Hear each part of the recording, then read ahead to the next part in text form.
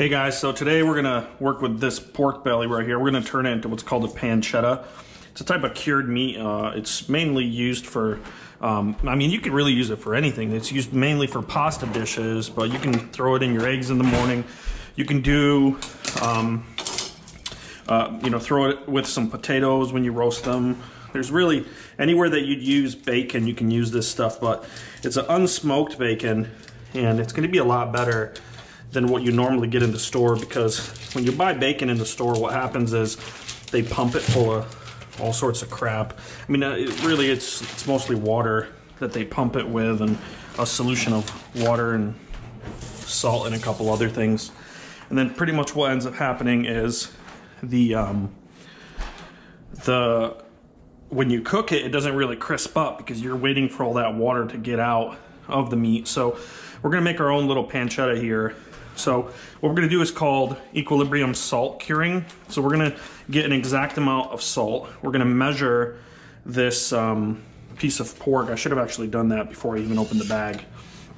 But we're gonna measure this pork. Let me grab something to throw it on now.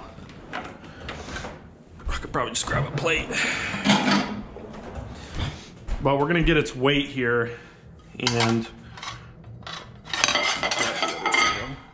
I got another scale. It's a little better because it actually comes out from underneath.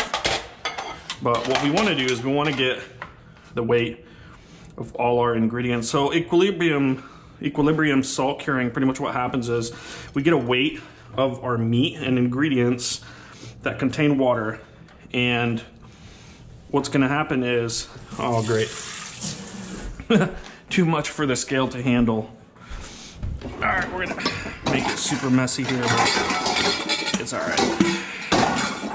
So the other scale can hold a little more weight.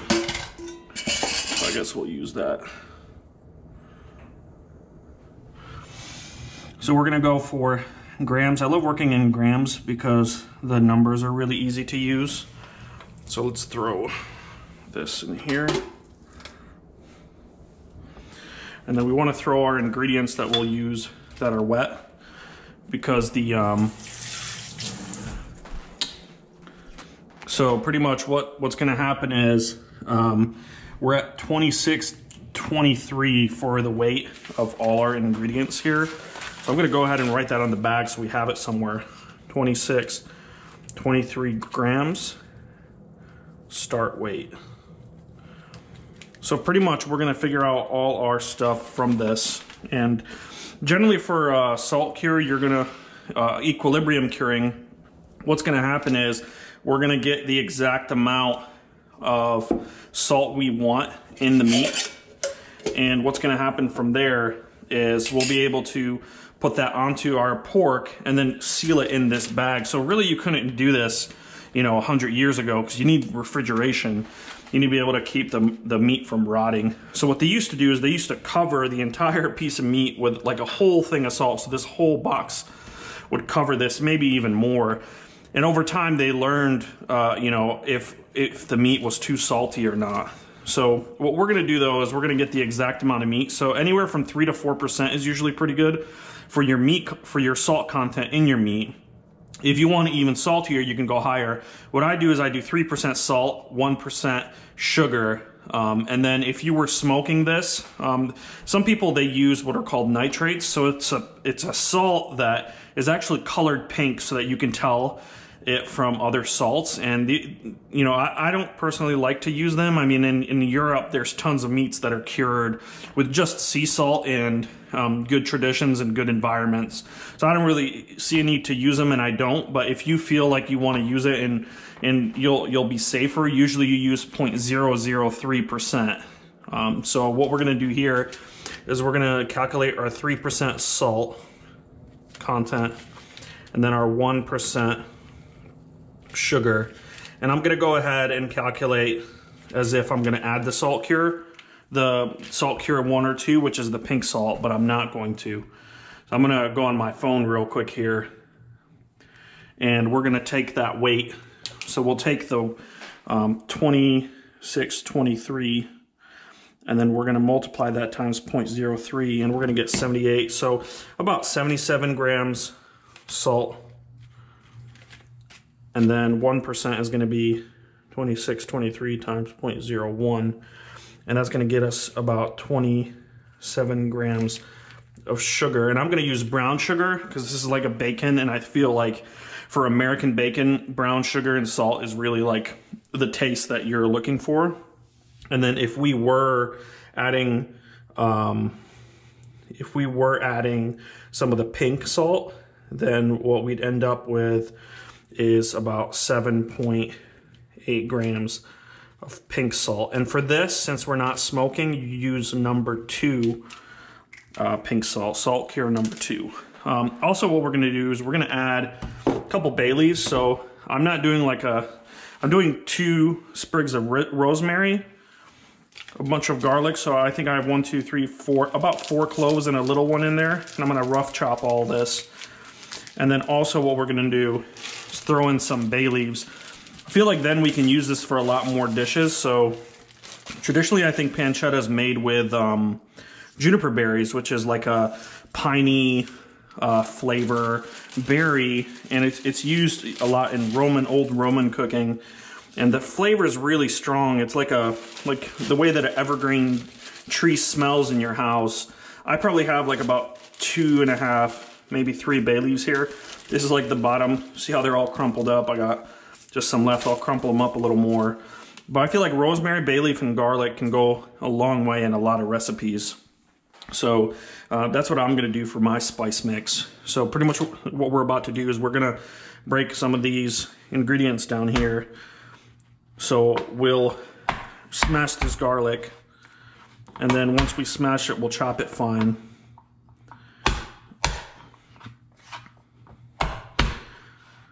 So we're gonna probably wait 2 to 3 weeks with this pancetta.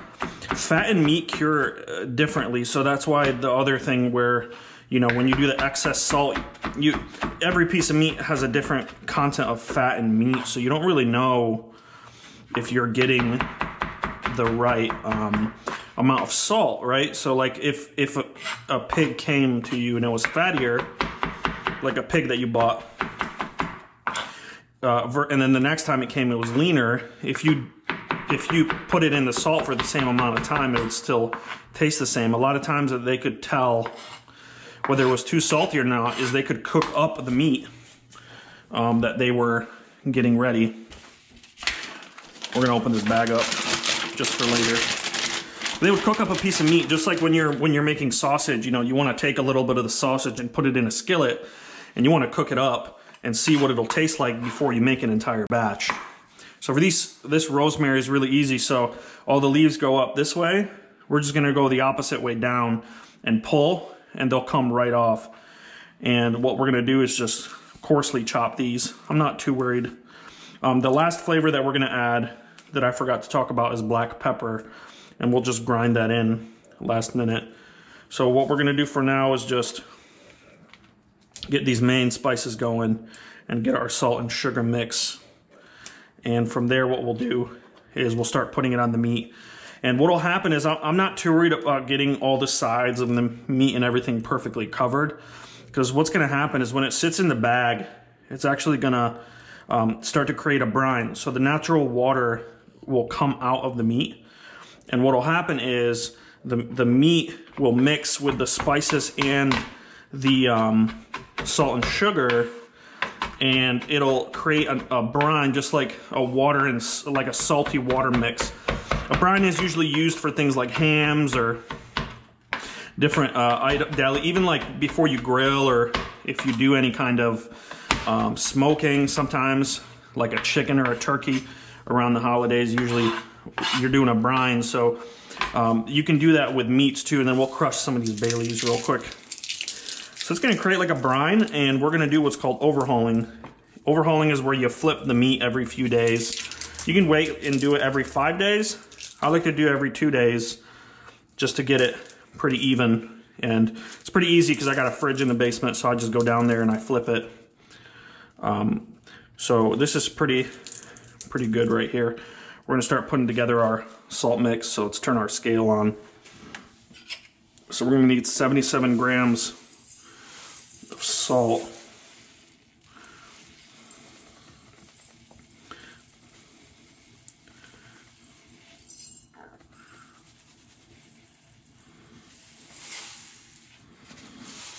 Let's get 77. It's okay if it just goes a little over, I'm all right with that. Now let's get a little sugar in here. So we're going to need 27 to 30 grams of sugar. Somewhere along the way we'll have a little bit of loss. So I'm not too worried. My brown sugar clumped up, but I think we'll be okay. Might actually make it easier.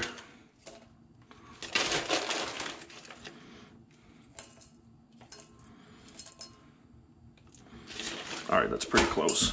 All right, so get this all.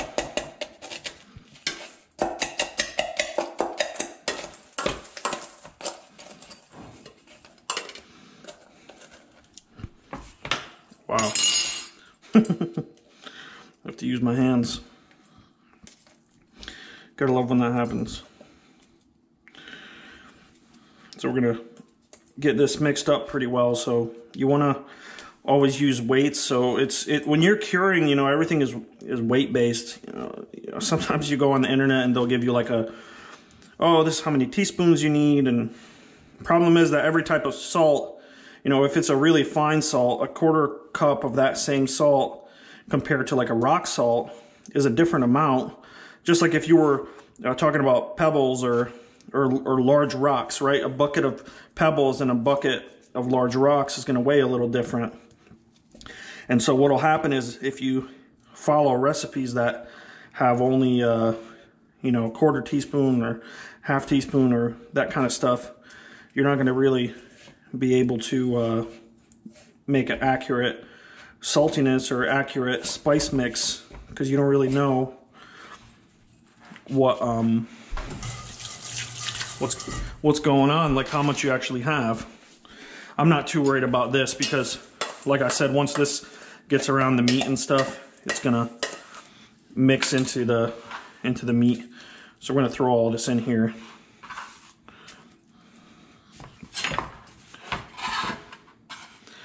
Got to make sure we get some pepper in there too. The reason I weighed all the ingredients together is because garlic is, you know, I'm using fresh garlic. If I was using like regular garlic powder, it wouldn't be too big of a deal. But I'm using fresh garlic and there's water in it. I'm gonna grind probably a couple grams of black pepper in here. And then I'm gonna mix it up. So this is like really great stuff, and you can do pastas. I mean, you can even take pieces of this, like big pieces, and put it on skewers and skewer it over charcoal fire. So the next part that we're gonna do is we're gonna put this on our pork here. And I don't want to really rub too much more. I'm just trying to sort of spread it out. I'm not rubbing it because the what'll happen is the skin will sort of get torn up, and I don't want that to happen. I want it to look nice and taste nice. So for now, I'm just covering as much as I can all over. And then what we're gonna do then is throw some more of this spice mix and salt mix and sugar mix into the bag once it's in the bag. So already it smells really, really good. And what I love about the vacuum bag is it's gonna help sort of all the spices and everything to go into the meat. So from here, what we're gonna do is put it in our vacuum bag. Might as well get the vacuum sealer now.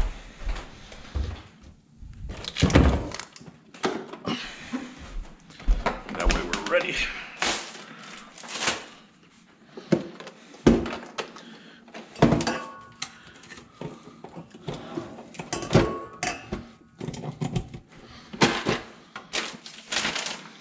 We're gonna throw our, I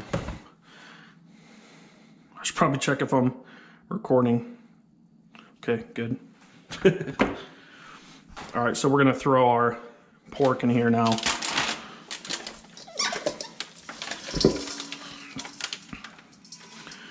So I got these big bags, which are really nice.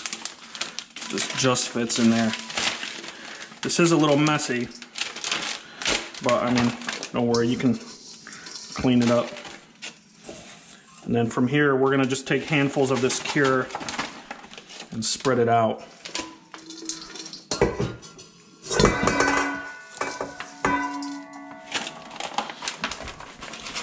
Spread it all out in there.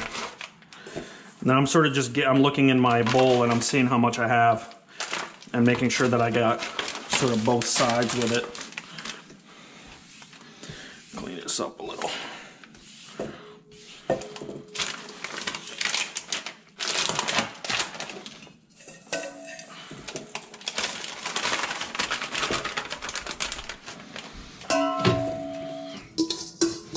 So when we come back to this in a few weeks, what'll happen is all this salt, all these granules that we can see, it's just going to be liquid.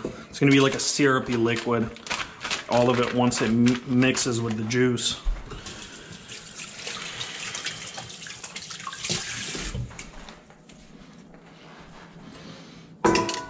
This is definitely not like if you love everything disinfected and everything, this is definitely not the channel for you. I'm not going to be doing a ton of that. I actually grew up in a household where my mom would always disinfect stuff, and I'd always get food poisoning. But as soon as I moved out, I stopped disinfecting stuff. I mean, you know, I believe in bacteria and viruses and all that. I worked in the medical field for a little while, and it's all legit. But I have a whole theory on heavy disinfecting stuff, and I've never gotten food poisoning in 8 years, ever since I moved out.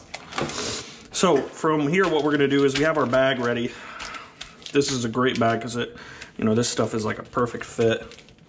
And what's gonna happen is we're gonna get this in our vacuum sealer. Again, without these like sort of modern things. The other method for this is you can get a big Ziploc bag. I mean, you'll probably need like a 2-gallon bag if they have them. And you can submerge the bag in water and then close it. And that'll give you like a good seal. I just went ahead and got a vacuum sealer because they're like $100, so it's not bad.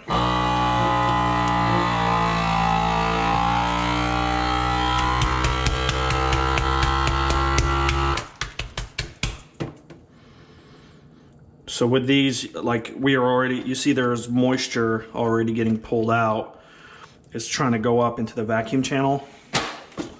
So what I always do is I do what's called a double seal.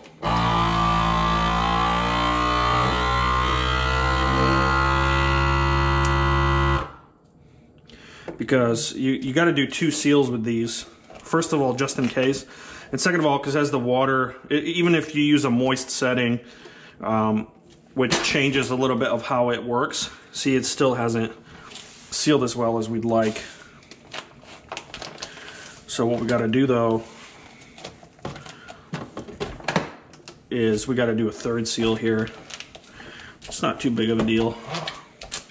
But already the salt is drawing out that moisture out of the meat, and it's going to give us that sort of consistency that we want, or texture.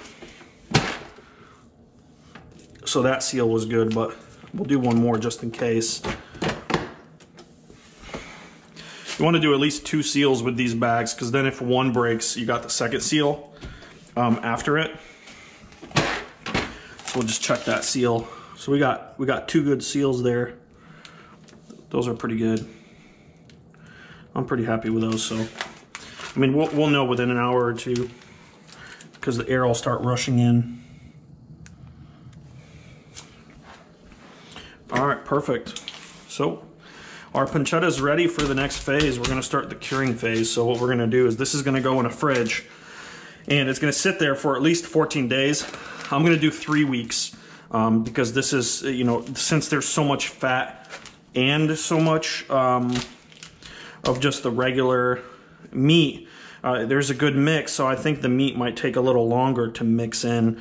Already we can see on it though that like it's moving around. You know, you can see all that water coming out of the meat, and that's really what we want. And like I said, I'm not too worried. Like some of the meat here is not super covered with salt and sugar, but what's going to happen is this whole thing is going to turn into like this syrupy thing that's just going to flow over all of the meat, and then it'll by itself sort of make sure that the meat is almost like submerged at all times. So what we're going to do is, for me, I do it every 2 days, but you can do it every 5 days.